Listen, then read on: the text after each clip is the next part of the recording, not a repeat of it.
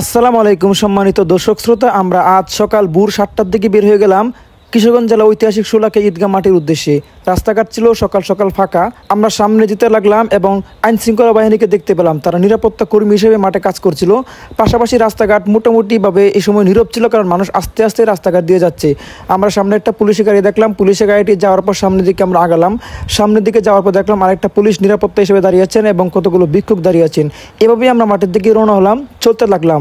মাঠের কাছাকাছি যাওয়ার পরেই আমরা মাঠের ভিতরে প্রবেশ করলাম গেট দিয়ে। এখানে ছিল আইন শৃঙ্খলা বাহিনী ব্যাপক নিরাপত্তা, তারা কঠোর নিরাপত্তা দিয়ে মাঠকে বেষ্টন করে রেখেছিল। এখানে হাজার হাজার পুলিশ ছিল যারা মাঠটিকে নিরাপত্তা বেষ্টনে আবৃত করে রেখেছিল। সেখানে র্যাব ছিল, সেনাবাহিনী ছিল, বিজিবি ছিল। মাঠে প্রবেশ করার পরে আমরা মাঠে সামান্য একটা ছবি নিলাম। এই সময় সকাল 7-8টা বাজে, মানুষ খুব বেশি ছিল না, আস্তে আস্তে মানুষ আসা শুরু করছে। তারপর আমরা যেখানে নামাজ পড়া শোলাকিয়া ঈদগাহ মাঠের উপরে ওঠার জন্য রওনা হলাম, সেখানে একটা র্যাব একটা মানুষকে নিয়ে যাচ্ছিলেন। তারপর আমরা সামনে দিয়ে উপরে উঠলাম, গেটের সামনে আসলাম। গেটের সামনে আসার পর বাংলাদেশ জামাত ইসলামী জেলা আমির অধ্যাপক মোহাম্মদ রমজান আলী তিনি উপরে উঠলেন। উপরে ওঠার পর আমরা উপর থেকে আরেকটা ভিডিও নিলাম। সেই সময় মাঠের একটা অংশ পড়ছিল, কানায় কানায় পরিপূর্ণ হওয়ার জন্য আরও অপেক্ষায় থাকতে হবে আপনাদেরকে। সেখানে বিএনপি সোহেল মিয়া, জামাতের জেলা আমির, আমাদের শ্রমিক কল্যাণ ফেডারেশনের জেলা সভাপতি সহ শিবিরের অনেক দায়িত্বশীল ছিল। তারপর আমরা মাঠের আরেকটা ছবি নিলাম। কিছুক্ষণ পর মাঠ আস্তে আস্তে ভরাট হতে শুরু করলো। তারপর আমরা শিবিরের সভাপতির সাথে আমরা একটু ঈদের আনন্দ উদযাপন করলাম। এভাবেই চলতে থাকলো আমাদের ঈদের আমেজ। তারপর আমাদের সদর জামাতের উপজেলা সেক্রেটারি তিনি একটা সাক্ষাৎকার দিলেন। মাঠ কানায় কানায় পরিপূর্ণ হতে শুরু হলো, মানুষ আসতে শুরু হলো।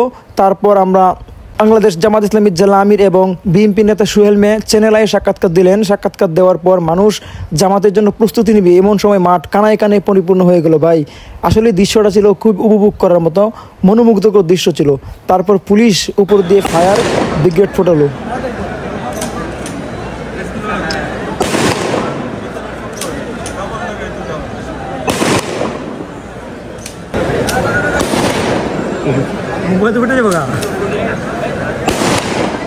নামাজের জন্য সবাই পূর্ব প্রস্তুতি নিল, নামাজ শুরু হয়ে যাবে আর কিছুক্ষণের ভিতরেই। সেই জন্যই পুলিশ উপর দিকে গুলি চললো। গুলি চলার পর নামাজের জন্য সকলেই কাতারবন্দি হয়ে দাঁড়ালো এবং আমরা নামাজ আদায় করলাম। তারপর নামাজ শেষে আবার আমরা একত্রে বসেছিলাম।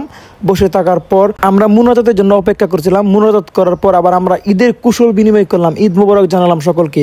ঈদ মোবারক জানিয়ে আবার আমরা বাড়ির উদ্দেশ্যে রওনা হলাম। আমরা একজনের বাসায় দাওয়াত আছে, আমরা সেখানে যাব দাওয়াত খাওয়ার জন্য।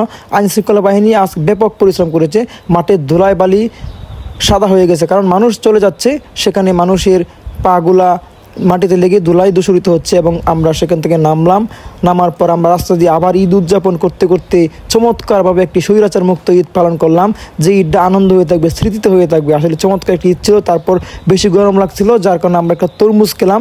তরমুজ খাওয়ার পর আমরা গেলাম একজনের বাসায়, সদর আমিরের বাসায়। সেখানে গিয়ে আমরা দাওয়াত খেলাম। দাওয়াত খাওয়ার পর যে যার মতো তার বাসায় চলে গেলো। আসলে আজকে ঈদটা ছিল আমাদের চমৎকার উপভোগ করার মতো।